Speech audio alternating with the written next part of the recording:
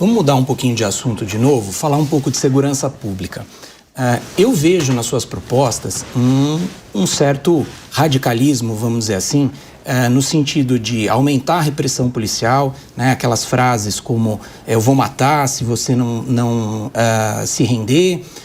Eu vejo também uma política de encarceramento maior, que, de certa medida, hoje a gente vive um cenário de guerra, né?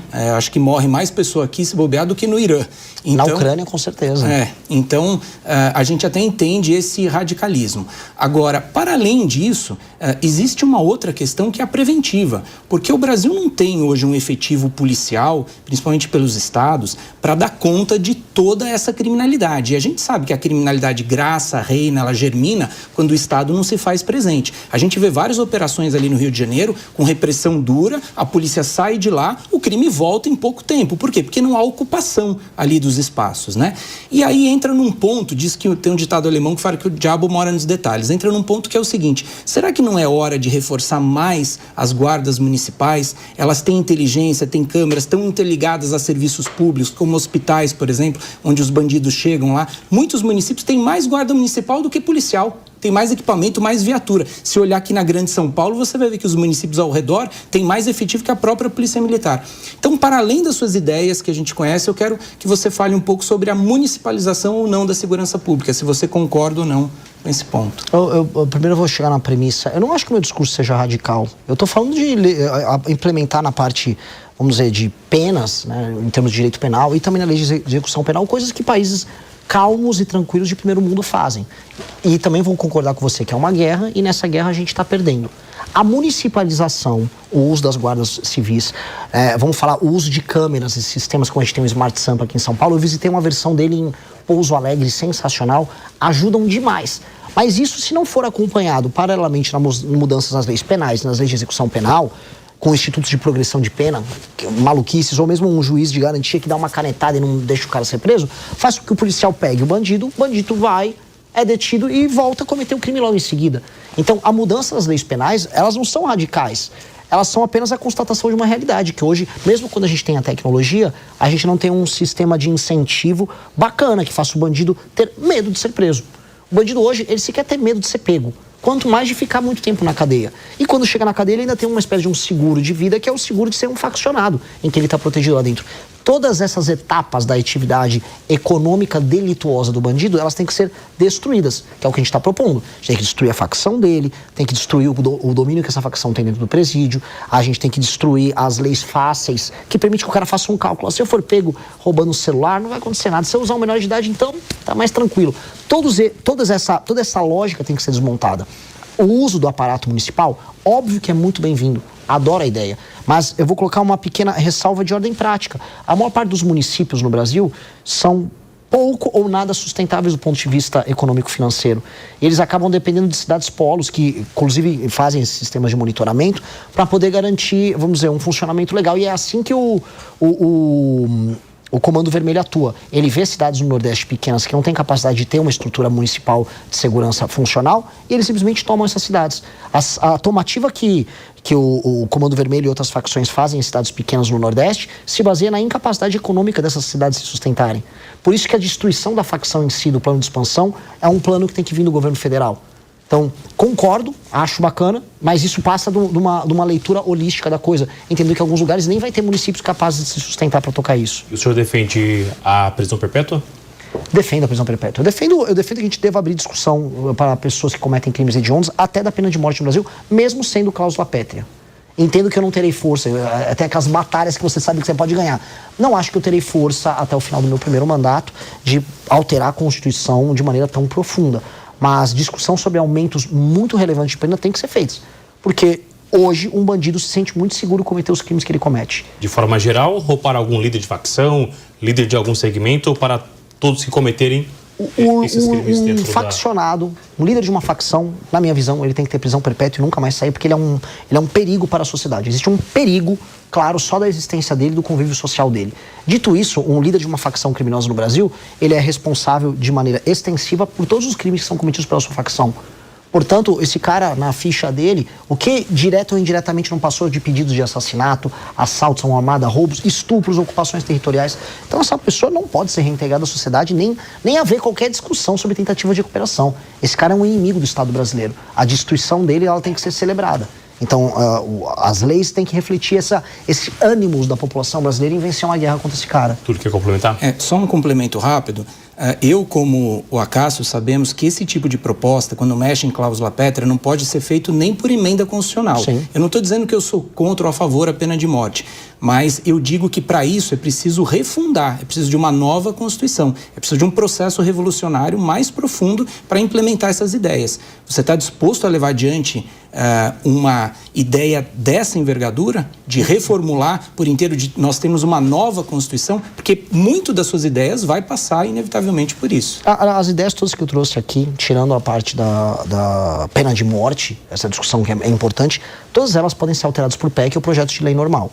Essa passa por uma reformulação da Constituição, se tem um processo originário ali de uma Constituição nova. E eu acho que o Brasil vai precisar ter uma discussão sobre a nova Constituição em algum momento, porque a Constituição atual, ela é impeditiva, ela é um impedimento para o crescimento do Brasil. É uma Constituição que foi construída num contexto diferente, que via um tipo de Brasil adaptado a um mundo diferente. Aquele mundo ao qual a Constituição foi construída caiu, ele não existe mais. O Brasil se tornou caro antes de ficar rico. E aí, hoje, a gente não consegue encarar problemas óbvios. Por exemplo, para fazer qualquer reforma econômica no Brasil, você tem que ter uma PEC, uma alteração à Constituição. Qualquer tema é constitucionalizado. E aí você tem como consequência disso um STF hiperpoderoso, porque se tudo é matéria constitucional e o Tribunal Constitucional é STF, o STF manda em tudo.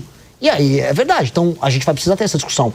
Falando em viabilidade, em execução do meu governo, eu não creio que eu vou conseguir fazer isso no primeiro mandato. Até porque eu tenho outras reformas como a administrativa que a gente falou aqui, que serão prioridade, que elas vão mudar a lógica de funcionamento do Estado brasileiro, que é muito importante. Dito isso, um segundo mandato do Partido Missão, com certeza trataria essa discussão. Tem que botar essa discussão na mesa. A Constituição nossa hoje é um impeditivo para o nosso crescimento. André, por favor. Pré-candidato, mudando um pouquinho de assunto, voltando para a economia, o tema de empreendedorismo, o senhor citou que é empreendedor, né, empresário. Qual que é a agenda que o seu partido pretende mostrar para a população brasileira, para o empreendedor, para o trabalhador autônomo, para o entregador que o senhor citou em uma das suas falas? Hoje, quando você trabalha e produz, seja sendo um empreendedor, seja sendo um empreendedor individual, seja sendo um trabalhador, você é penalizado. O empreendedor é tratado como um bandido. A tributação é alta, a tributação é complicada, o dinheiro é caro, as regras são confusas. O empregado, ele tem a insegurança de saber se o emprego dele vai ou não vai existir. E o transporte que leva ele da casa até o trabalho é um transporte ruim. Ele também sabe que ele pode ser assaltado no meio do caminho. E a garantia de que o negócio que ele trabalha vai continuar existindo nos próximos anos é cada vez menor.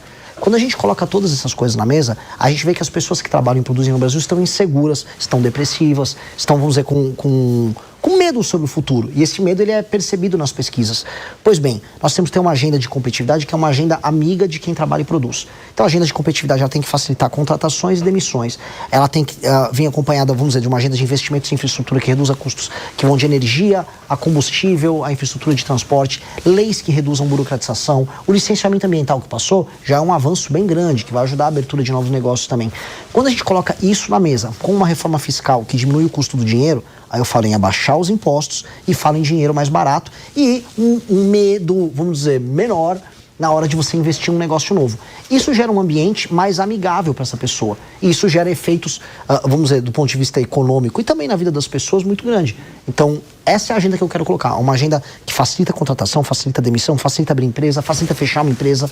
Quando o senhor fala de facilitar a contratação, o senhor pensa numa nova reforma trabalhista, de mudar um pouquinho o regime CLT? Eu considero o regime, veja só, o regime trabalhista brasileiro, que é o regime da CLT, ele é um regime ultrapassado. Não à toa, uma parte muito importante da população brasileira se tornou MEI, outra está na informalidade pura e simples e um pedaço está a CLT. As gerações mais novas já não querem nem o CLT. Elas querem essa flexibilização. E aí, quando a gente olha o mundo, os países que concorrem conosco, vou pegar do Vietnã, vou pegar a própria China, vou pegar a Índia, eles têm leis trabalhistas mais flexíveis do que as nossas. E o Brasil passou o bonde de a gente falar, quero me comparar com a França. Não, porque meus amigos, a gente não se compara com a França, a gente está perdendo para o Vietnã, a gente está perdendo para Botsuana. Então vamos ver o que esses outros países estão fazendo para a gente poder competir com eles no mercado global.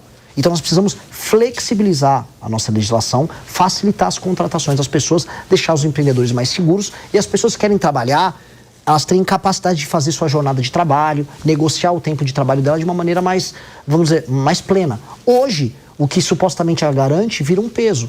Inclusive até porque fica menos salário no bolso da pessoa hoje com a CLT no fim do dia. O senhor defende uma reserva de Bitcoin também. Como isso seria? Se ele alcançasse ali uma redução de valor, chegasse em 60%, como já aconteceu, como ficaria a economia? Como seria essa aplicação? Olha, o Bitcoin, quando você pega a curva dele de aumento, por mais que ele passe por oscilações, ele é como se fosse uma senoide em tendência de subida. Ele oscila no dia a dia, oscila no mês a mês, oscila no ano a ano, mas a tendência dele é sempre de subida e ele está virando uma reserva internacional estratégica. Ter Bitcoin, né, como uma reserva de valor para uma nação moderna que entende o papel do Bitcoin no futuro é importante. Assim como tornar o Brasil um país, vamos dizer, amigável para investidores na área de cripto e para investidores na área de tech como um todo. Eu acho que, vamos dizer, isso é um aceno muito importante para que o capital humano de alta qualidade que existe ao redor do mundo veja no Brasil um lugar amigável para ele construir empresas. Porque isso é uma das coisas que nós precisamos fazer. O Brasil tem um potencial num mundo cheio de nômades digitais, em que talentos vão ficar viajando de um país para o outro, em atrair essas pessoas para viver bem aqui e montar empresas de tecnologia. E ter a reserva de Bitcoin, não apenas como uma reserva de valor, que ao longo do tempo vai se valorizar, mas também como uma sinalização para esse universo, é um investimento que vale a pena. Ele vale a pena em todos os sentidos. E ainda tem outras discussões que a gente pode trazer também sobre o uso de blockchain dentro do serviço público, para validação, vamos dizer, de tarefas internas e também para controle e combate à corrupção, que é bem legal. E a história da moeda sul-americana que eu vi nas obras do Partido Missão, ela ainda está de pé hoje? Ela se aplicaria hoje? Uma das ideias que a gente quer colocar é a ideia do real ser uma reserva de valor para transações dentro da América do Sul. Hoje a gente vê um questionamento do dólar como essa moeda única e ter o real acompanhado de um banco sediado no Brasil para investimentos em infraestrutura, isso seria uma ferramenta muito importante para a região para afirmar o Brasil como essa potência regional na área de infraestrutura, pacificadora também em termos de segurança, mas também para ajudar a se beneficiar de um comércio regional que precisa aumentar. O Brasil é muito isolado dos demais países e é a maior potência da região. E isso, se a gente olhar em termos geopolíticos no longo prazo, faz muito sentido. Porque o Brasil se firmando como uma das 5 maiores nações do mundo nos próximos 30, 40 anos, ele vai ter sua região que vai ser uma reserva estratégica de poder. E a região é a América do Sul. E os Estados Unidos terão que compreender isso. Isso vai fazer parte de um jogo. Então, sim, o Brasil tem que colocar isso no próprio horizonte. Não é para agora. Uma briga com o Trump. Mas ele vai estar morto quando isso acontecer.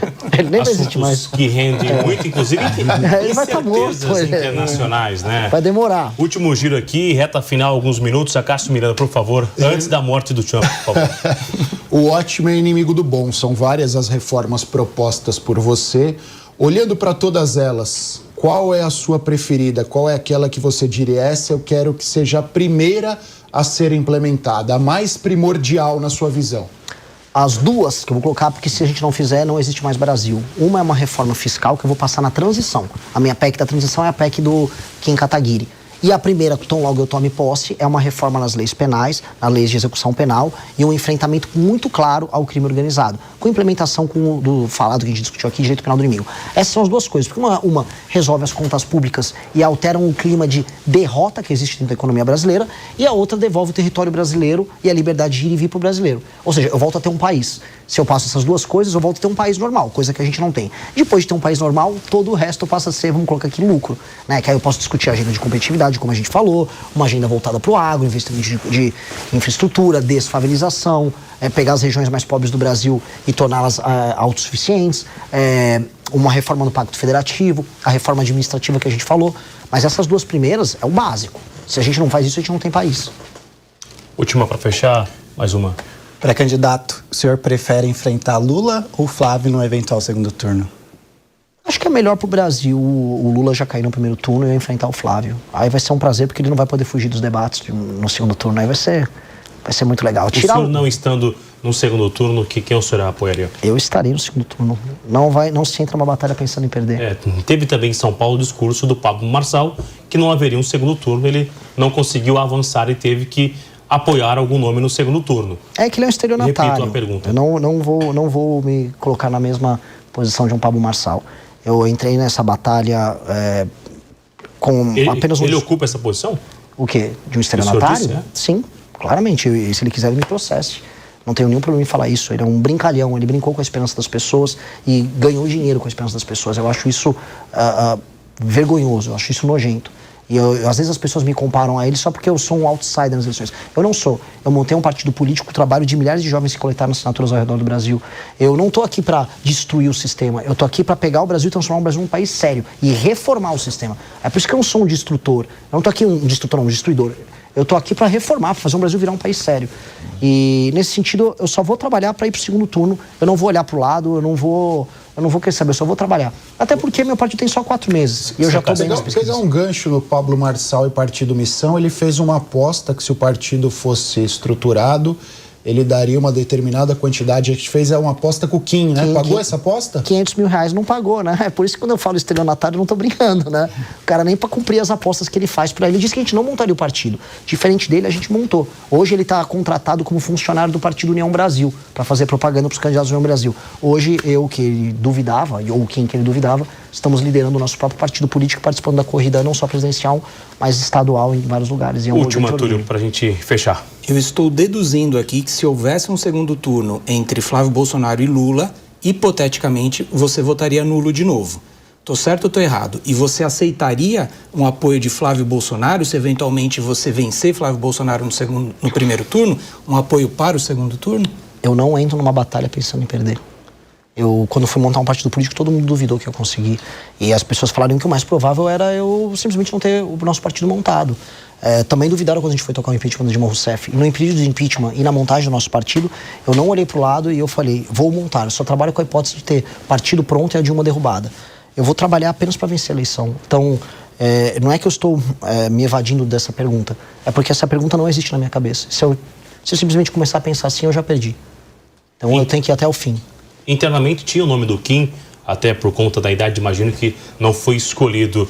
E o senhor é um nome que não tem tanta visibilidade, está começando agora, a senhora disse diversas vezes que está indo em rádios e emissoras para tentar viabilizar o nome do senhor. O senhor é um candidato de verdade ou é um experimento do Missão? Eu sou um experimento dos meus pais, né? Me colocaram no mundo, se vai dar certo ou não, a gente vai saber até o final da vida.